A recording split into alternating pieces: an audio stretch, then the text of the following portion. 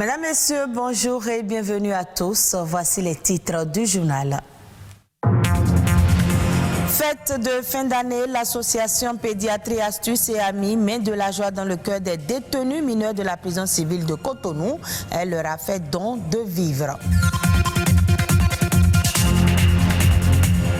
Dans la lutte contre les changements climatiques, les infrastructures vertes apparaissent essentielles. Elles permettent de préserver la santé publique et de créer une économie axée sur la croissance écologique.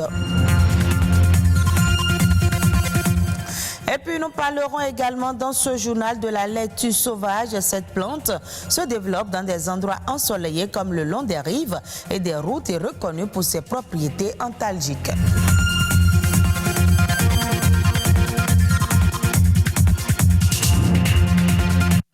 La célébration des fêtes de fin d'année n'est pas passée inaperçue à la maison d'arrêt de Cotonou. Les mineurs en détention à la prison civile de Cotonou ont reçu des dons de vivres et de médicaments de la part de l'association Pédiatrie Astuces et Amis. Une manière de le mettre de la joie dans le cœur en cette période festive.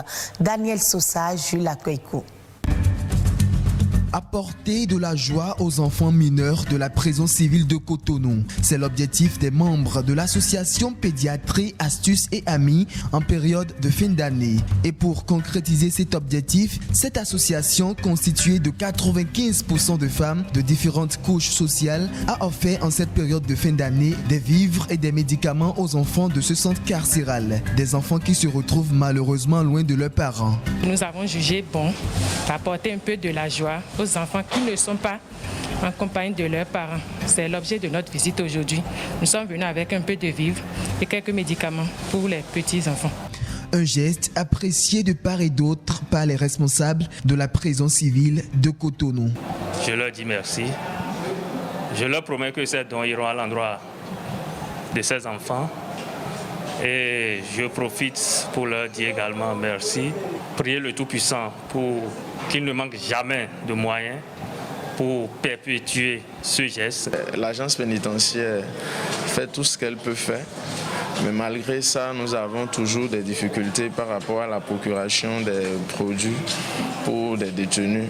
Surtout qu'il y en a aujourd'hui avec l'avènement de la Covid-19 et tout, qui n'ont pas assez de visites et par conséquent, se procurer d'un certain nombre de médicaments dans certaines affections est devenu très difficile. Il faut dire que c'est une immense joie pour nous de recevoir en ce jour un grand cadeau composé de vivres et surtout de médicaments. Cette association a pensé à la santé humaine. C'est très important et ce sont des initiatives à encourager. Les yeux de ces mineurs en détention pour diverses raisons sont donc tournés vers d'autres actions à caractère humanitaire.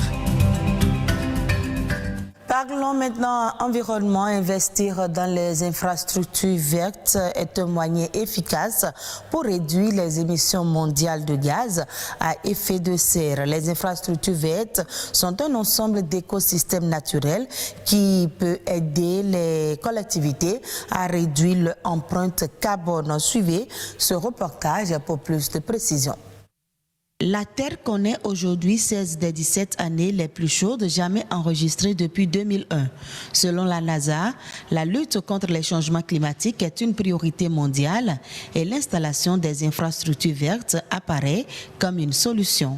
Une infrastructure verte est un espace d'agrément couvert de végétation. Ça peut être des arbres ou des plantes herbacées dans un objectif de récréation ou dans un but ornemental. Il fait plus chaud aujourd'hui qu'avant, ainsi de suite. Si nous voulons changer cette donne-là, l'une des meilleures manières, c'est de planter des arbres.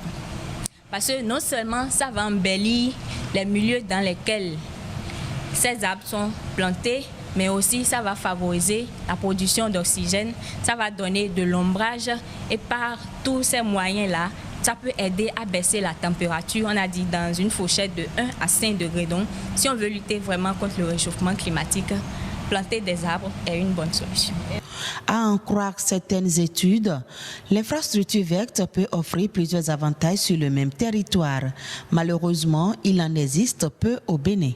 Selon l'OMS, normalement, on doit avoir 10 mètres carrés des espaces verts polygonaux, oui, par habitant, mais les recherches de thèse que j'ai faites ont montré que pour les 5 villes parcourues, Ouidah, Porto-Novo, Cotonou, Calavi et Sémékbodji, c'est Ouidah qui est la ville la plus riche. Et là, les populations ne disposent que de 0,27 mètres carrés par personne. Donc, si on compare ça à la norme, c'est que le Bénin est très en arrière. En effet, plusieurs raisons expliquent ce manque d'intérêt pour les infrastructures vertes. C'est des infrastructures qui nécessitent des investissements en termes de coûts pour les mettre en place et également pour les entretenir. Il y a également cet aspect de manque d'éducation à la protection de l'environnement, c'est-à-dire éducation à l'éco-citoyenneté qui fait qu'on ne perçoit pas l'importance déjà de ces espaces-là et ensuite on ne sait pas comment les entretenir.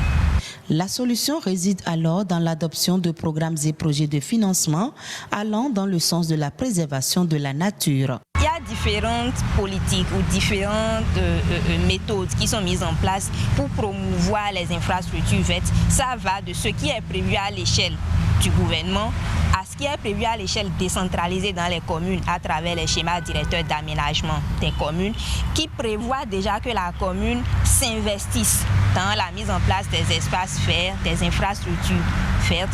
Et donc, c'est un travail vraiment à l'échelle nationale et également déconcentré, mais aussi qui doit être vu du point de vue micro, c'est-à-dire la famille. Donc, il faut qu'ils sachent que les infrastructures vertes sont autant importantes que les infrastructures grises et que les populations en ont vraiment besoin pour leur épanouissement et leur bien-être. Investir dans les infrastructures vertes revient à atténuer les émissions de gaz à effet de serre et inciter les populations à trouver ensemble des stratégies communes de lutte contre les changements climatiques. Intéressons-nous maintenant à la laitue vireuse ou la laitue sauvage, une espèce en voie de disparition au Bénin. C'est un légume qui a de nombreuses vertus mais qui malheureusement aujourd'hui est souvent confondu au pissenlit. Désiré Agbessi, environnementaliste, nous édifie ici sur l'importance de la laitue sauvage. La laitue sauvage c'est une espèce dont le nom scientifique est Loné-Tarassa-Sifolia. Et beaucoup confondent cette espèce à une autre qu'on appelle pissenlit. Mais il y a une grande différence entre Loné-Tarassa-Sifolia, la laitue sauvage, et pissenlit. La laitue sauvage, c'est une espèce connue sous le nom Nyatoto. C'est une espèce qui a plusieurs vertus. Et d'aucuns l'utilisent dans le traitement du diabète. On l'utilise également dans le traitement du paludisme, de l'indigestion, des plaies incurables, pour ne citer que ces maladies-là. Et mis à part ces vertus médicinales, Loné-Tarassa-Sifolia contient des minéraux, des protéines, des acides gras essentiels et plusieurs vitamines également. Elle est utilisée sur le plan culturel et des bonnes dames aussi font la commercialisation de Loné-Tarassa-Sifolia. Plusieurs recherches ont montré que Loné-Tarassa-Sifolia est aujourd'hui confronté à des problèmes. Et le véritable problème, c'est sa disparition progressive. Et qu'est-ce qui explique cette disparition progressive de l'espèce? Nous pouvons parler de l'interruption brusque des pluies et les changements climatiques. Nous avons l'extension humaine. Aujourd'hui, la population augmente et si nous prenons le cas de Cotonou par exemple, où l'espèce se retrouvait à certains endroits, aujourd'hui on ne retrouve plus ça pratiquement parce que les zones où l'espèce se retrouvait ont été occupées par les hommes. Mais le grand souci, c'est l'utilisation des intrants chimiques. La première des choses à faire, c'est d'encourager la production de l'espèce. La seconde chose, c'est d'accompagner ceux qui sont là et qui veulent transformer les espèces et de communiquer surtout autour de l'espèce pour montrer aux uns aux autres qu'elle a une importance capitale dans l'écosystème. Suivons à présent les autres faits qui ont marqué l'actualité nationale. La nation en bref, c'est avec Ulvaeus Balogun.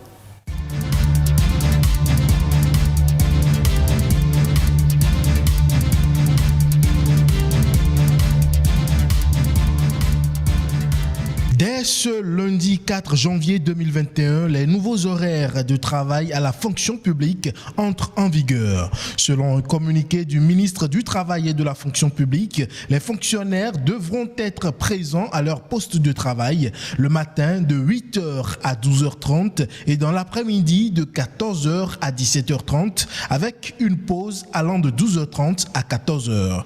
Dans la même logique, la Direction générale du Trésor et de la comptabilité publique ainsi que tous les services de l'État ont procédé au réaménagement des heures d'ouverture des guichets qui seront désormais ouverts les matins de 8h à 11h et dans l'après-midi de 14h à 16h.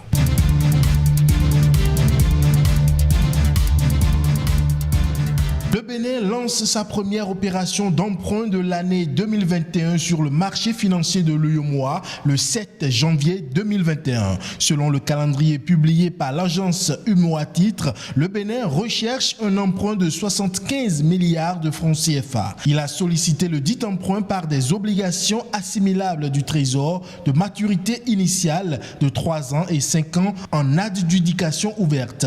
Les taux d'intérêt sont de 5,90% l'an pour la maturité à 3 ans et de 6% pour la maturité à 5 ans. Le remboursement du capital est attendu le premier jour ouvré suivant la date d'échéance. En ce qui concerne les intérêts, ils seront remboursés annuellement sur la base du taux d'intérêt fixé et ce, dès la fin de la première année. À noter que pour le compte de l'année 2021, le Bénin envisage au total un emprunt de 1102 milliards de francs CFA.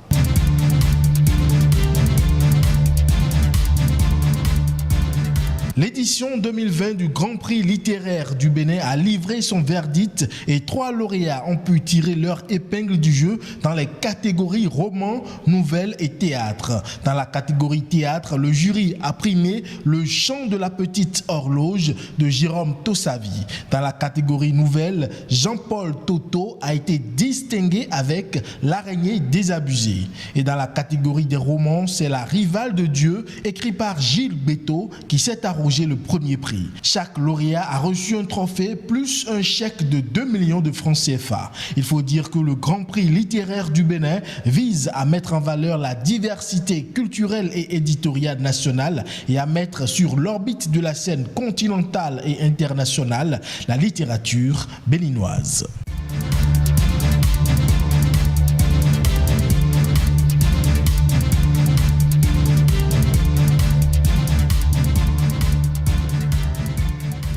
Hors du Bénin au Nigeria, la fourniture électrique va s'améliorer sous peu grâce aux investissements à venir.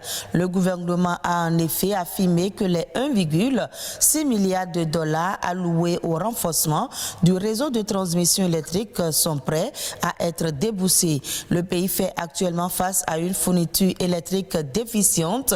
Il produit en effet un maximum de 8000 MW pour une capacité installée de 13 000 MW. En outre, son réseau de transmission ne peut supporter que 5 500 MW au maximum pour une demande estimée à plus de 40 000 MW.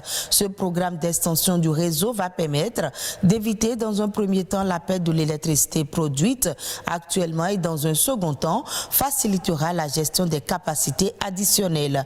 Le pays a également signé un accord avec Siemens pour faire passer l'énergie distribuée à ses citoyens à 25 000 MW d'ici à 2025.